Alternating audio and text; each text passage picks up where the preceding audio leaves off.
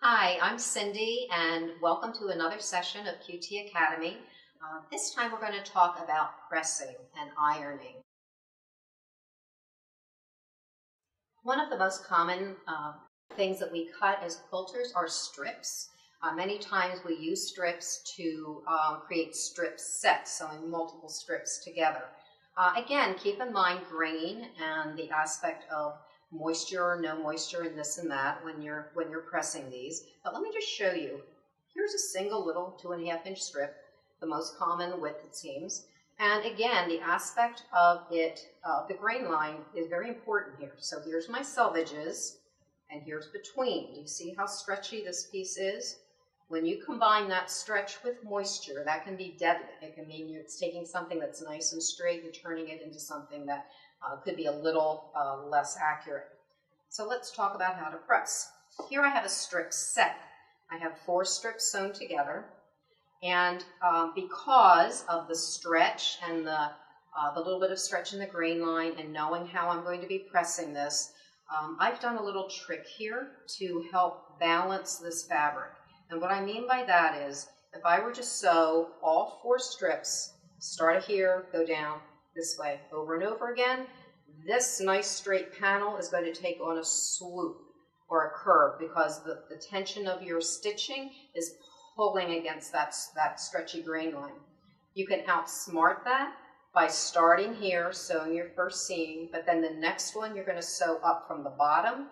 Top one you're going to go back down, and alternating your sewing directions is going to help make this straight, keep it nice and stable for you.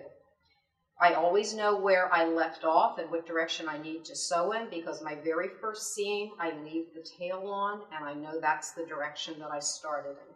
So that's a little trick. Now let's talk about pressing. When you take it to your ironing board, this is where I go to a dry iron. And again, the reason I do a dry iron is because I don't want the moisture interacting with the cotton, making it really soft and stretchy. I don't want it any more stretchy than it already is. So the most common way to press strip sets is to press all of the seams in one direction. Certainly there's exceptions, and your project may be something special, requires something else, but this is the most common. So everything in one direction. In doing that, you're actually pushing the seams. Do you see the selvages are here? You're pushing them with the selvage in the same direction, which is good. So you're going to gently push them over from the wrong side, not the right side. You're going to do from the wrong side, gently. Do not hold and pull. So if you hold and pull this, thinking you're getting it nice and crisp, you're actually distorting. You can actually see I've already made a little bit of a ruffle here. So no holding, just gently push it out, and you're going to go over it once like this.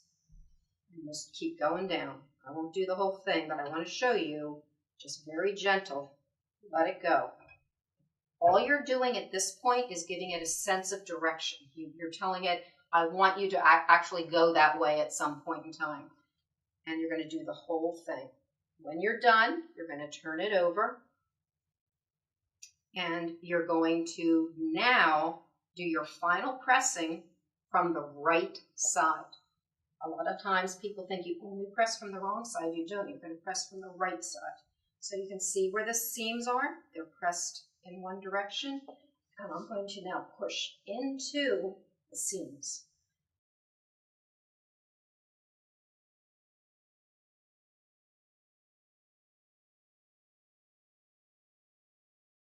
I'm using the edge, this, I don't want to say the sharp edge, it's not sharp, but this edge of the iron, I'm going to catch it into this loft of the seam, that bump. So you're going to push into the loft of the seam. And by doing that, you're now making the final seam flat so that there is no pleat in there. If you only press it from the one side, from the back, you could easily have a pleat. Or even if you do it from the right side, but you forget to push this roll it into that seam bump, into that loft, you could have a pleat as well. Again, you don't have to be aggressive. The whole thing about pressing is press. Ironing is this. You're not doing that. You're pressing. Let the heat do the work. You're just positioning the iron. And that's what we're going to do here. Another common thing that we press as quilters are triangles and shapes like that. So here is here's a triangle, and these are actually going to be used in a quarter square triangle unit. And how do I know that? Because quarter squares have grain on the long side and bias on the short side. But this is what's just been sewn. Now we need to press it. Common pressing information is you press towards the darker of the two fabrics. So we're going to assume that that is, and it is the blue. Very gently, I'm just pressing this off. And in doing this, I'm doing something called setting a seam. What that means is you're helping the stitches bury themselves into the fabric and mesh with the fabric. Very important. It really helps your pressing to look more professional and flat. Once you've done that, you're going to open it up so that you are pressing towards the dark. And now is when I just hold it up. I'm not pulling. Hold it up. But you'll see with the iron, I'm pressing into that, let it go, and roll it over. No pulling, no tugging. Heat is doing the work.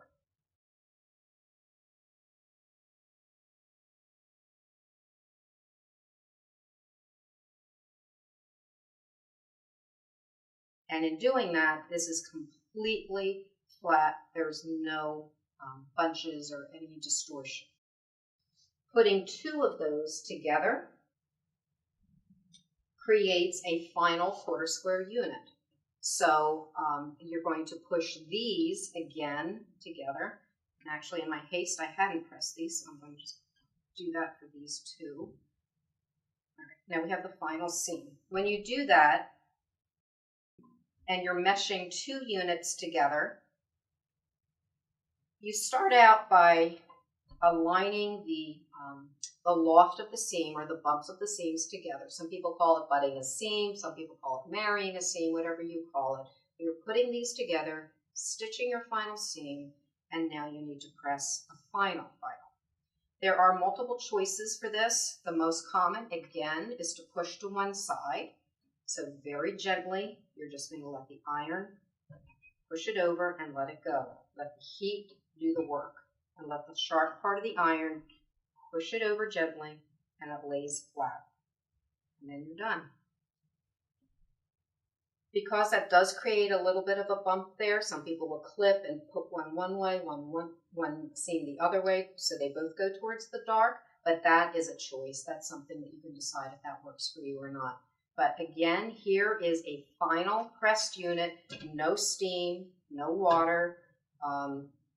It's what I prefer to do because I think it does keep your fabric more stable. And there's your final unit. So some very basic information about pressing. I hope that gives you a little bit of insight into a few questions you might have had. And we'll see you next time on another QT Academy.